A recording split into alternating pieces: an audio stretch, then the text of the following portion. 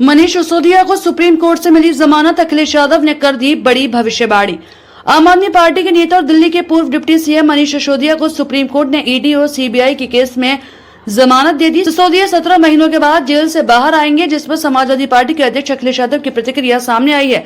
सपा अध्यक्ष ने कहा कि हमें उम्मीद है सबको न्याय मिलेगा, अरविंद केजरीवाल को भी न्याय मिलेगा।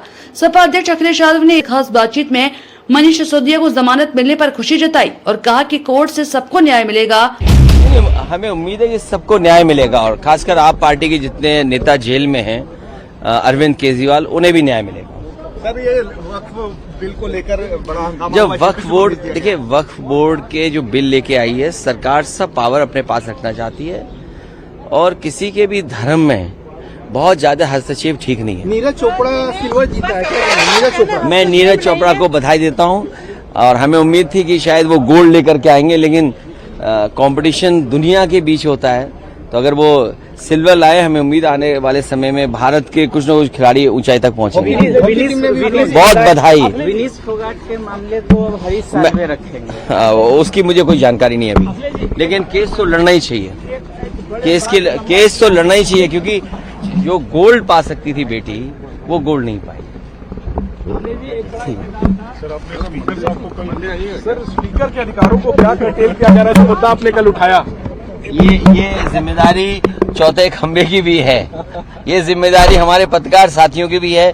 किसी वजन से न दबे, वो भी सच बोले। मामला क्या है सर? मामला क्या है? आप मुझे दिलचस्पी बढ़ा दीजिए। उम्मीद है कि आप लोग भी उसमें सहयोग करोगे। अखिलेश यादव ने कहा कि बहुत खुशी की बात है और हमें उम्मीद है कि न्यायालय सभी को न्याय देगा और सभी को न्याय मिलेगा। मनीष सिसोदिया को एससी से मिली जमानत दरअसल सुप्रीम कोर्ट ने ट्रायल में देरी की वजह से आप नेता मनीष सिसोदिया को ईडी और सीबीआई के मामलों में राहत दी है। कोर्ट ने कहा कि सिसोदिया स्पीडी ट्रायल के अधिकार से वंचित है। ऐसे में कहकर जमानत से इनकार नहीं किया जा सकता कि अपराध गंभीर है। अपराध की प्रकृति कैसे भी हो, आर्टिकल 21 लागू होता है। सुप्रीम कोर्ट ने मनीष सिसोदिया को जमानत देते वक्त ये भी कहा कि वो एक सम्मानित व्यक्ति हैं और कहीं भी भाग नहीं सकते। उन पर जो मामले हैं उनमें ज्यादातर इकट्ठे सबूत किए जा चुके हैं, ऐसे में उनके साथ छेड़छाड़ करना संभव नहीं।